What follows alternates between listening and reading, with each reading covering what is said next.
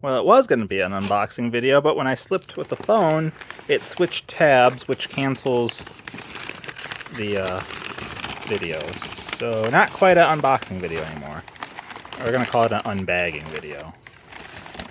Now for Meso-American artifacts, these definitely aren't packed in the best way. It's like, yes, they've been wrapped really nicely, but they should still be in their own little individual cardboard boxes within the package itself, not just wrapped all casually thrown together. Now I don't want to handle these too much as I just got finished gardening, but we'll see how they look.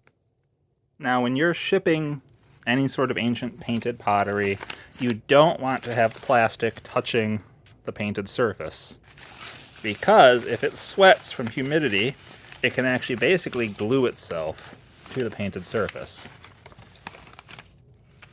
Now it doesn't usually happen, but it can happen. Here we have one with a face. One of the few cultures to do that, to put a face on something, on their normal wares.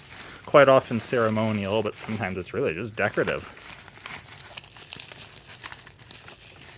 That was actually the one I mostly wanted. This guy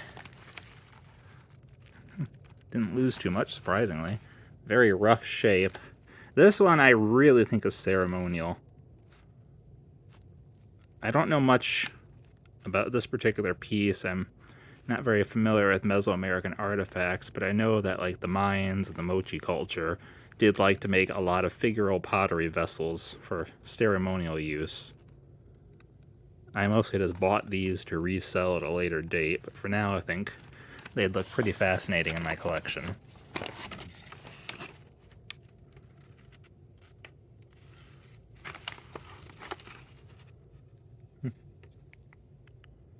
He didn't take the greatest of pictures, so I didn't know it actually had a spout there. Some type of hole. It looks like something has broken off from it, so I'm guessing there was a spout.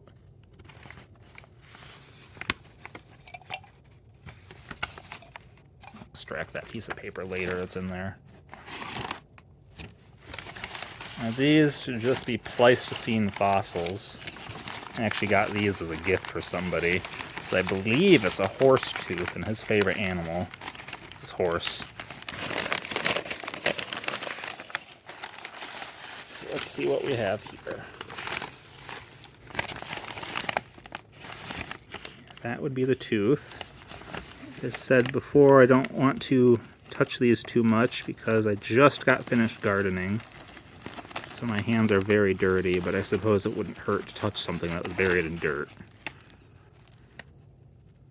So if anybody knows more, they can tell me this is bovine in origin or equestrian, but I'm really thinking it's a horse tooth.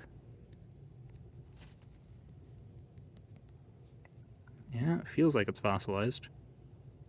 It's hard to tell. Ivory is about as hard as stone.